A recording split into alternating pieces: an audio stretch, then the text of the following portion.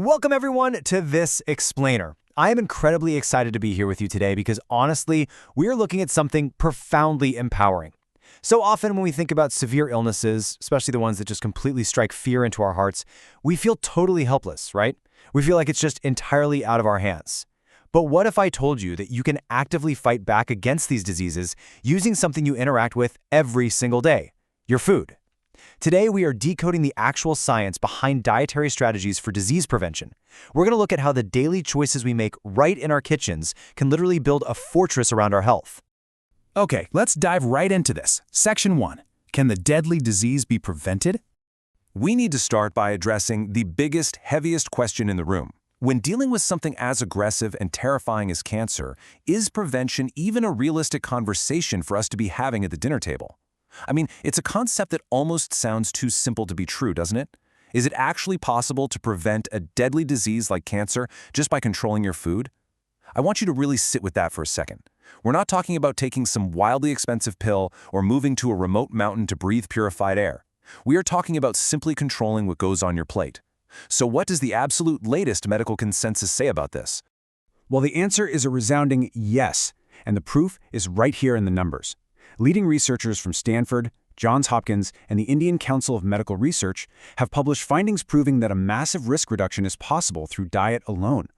We are talking about reducing your risk by 30 to 50%. I mean, wow, that is not a small margin. That is nearly half the battle, won or lost, based entirely on the fuel we choose to put into our biological engines. This statistic alone should give every single one of us an incredible sense of hope and agency. Which brings us to Section 2. Cancer's fuel, sugar and carbohydrates. To really understand how we can protect ourselves, we first have to understand our enemy. Every rapidly growing threat needs an energy source, and inside our bodies, that fuel is surprisingly common. And this brilliantly illustrates exactly how it happens. Step 1, you consume processed carbs and refined sugars.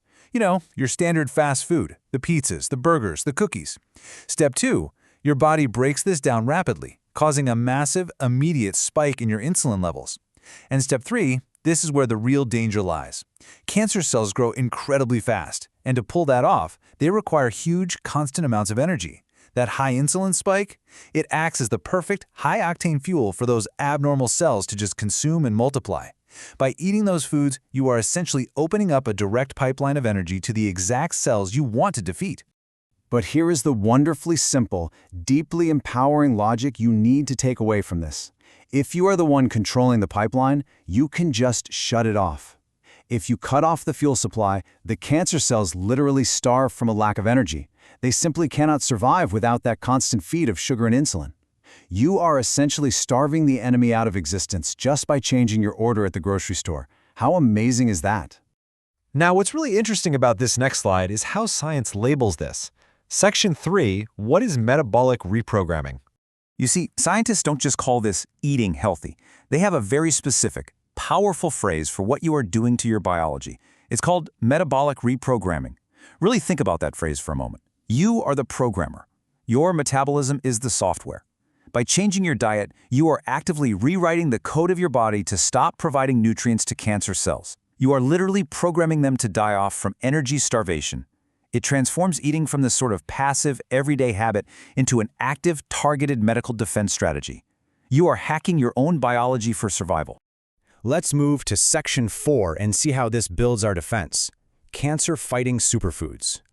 Now that we know exactly how to starve the bad cells, what on earth do we feed the good cells? We need everyday ingredients that act as our armor. A super easy trick for this is the 5 colors rule. Make your grocery shopping highly visual. Every single day, your plate should aim for 5 distinct colors. Red from things like tomatoes, yellow from citrus like lemons, green from broccoli or kiwi, orange from carrots, and purple from beets. But why the colors? Well, because nature literally color codes its medicine. Each of these specific color profiles represents different, vital vitamins and minerals that provide intense cellular protection. Basically, the more vibrant your plate is, the stronger the shield is around your healthy cells.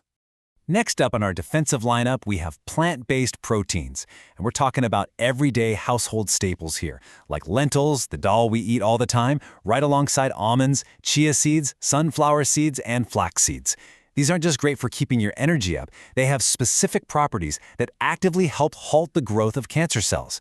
Incorporating a handful of these seeds or just a hearty bowl of lentils into your daily routine is one of the absolute easiest, most accessible ways to build up that internal armor. So the crucial point here is that your spice rack is actually a hidden medicine cabinet.